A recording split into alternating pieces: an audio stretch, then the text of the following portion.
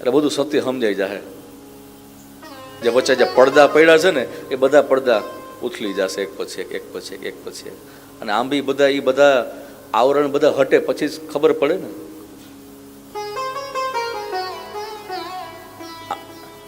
આમ જેટલા વસ્ત્રો હોય ને ઉપર એક પછી એક બધા વસ્ત્રો એક પછી એક હટે ને પછી જ એ પ્રકાશમાન એ ડાયમંડ તમે હું જોઈ શકીએ.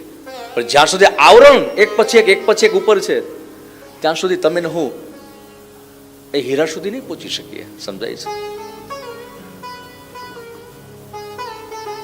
અને એ હીરો પ્રકાશમાન ચળકાટ કરતો એ સામાન્ય નહીં. આ કોઈ સાધારણ હીરાની વાતો નથી.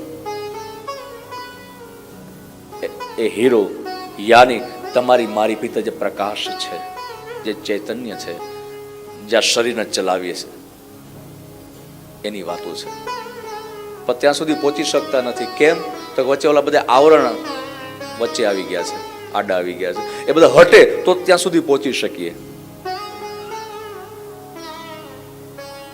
એક પછી એક વસ્તુને હટાવવા પડે. હું મન છું નથી, સમજાય છે? એ વસ્તુ હટી ગયું.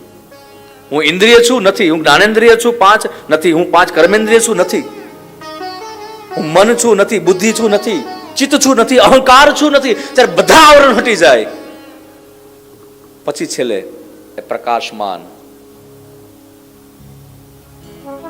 અને પછી તમે હું અને એ હીરો એ પછી પ્રકાશ છો યાની બધા સંશયો હટી જવા. પ્રકાશ થવો એટલે બીજું કઈ નહીં, બ્રહ્મની પ્રાપ્તિ થવી. હવે પાછું આ બ્રહ્મની પ્રાપ્તિ થવી એટલે એમ પણ ન સમજવું કે પરમાત્મા અહીંયા શંકર ના ઉપાસક હોય મહાદેવ ત્રિશુલ લઈને આવશે, પાછું આવું ન સમજવું.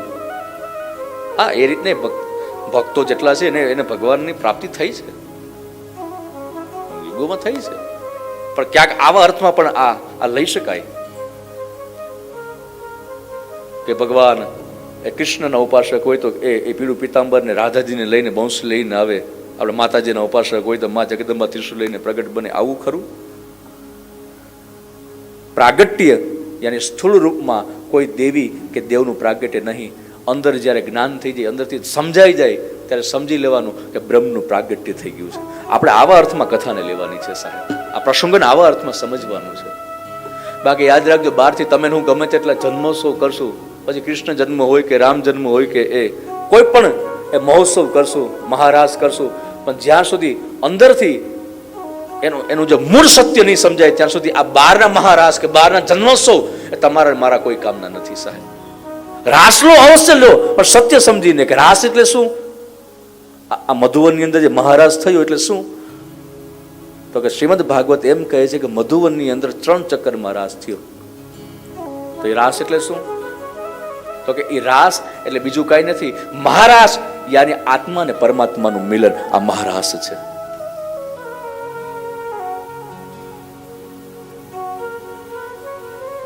રાસ રમે વાલો મારો વૃંદાવન ધામમાં, એક એક ગોપી અને એક એક કાન. આ કોણ છે? તો કે મિલનની વાત છે. આત્મા અને પરમાત્માનું મિલન એ જ મહારાસ છે.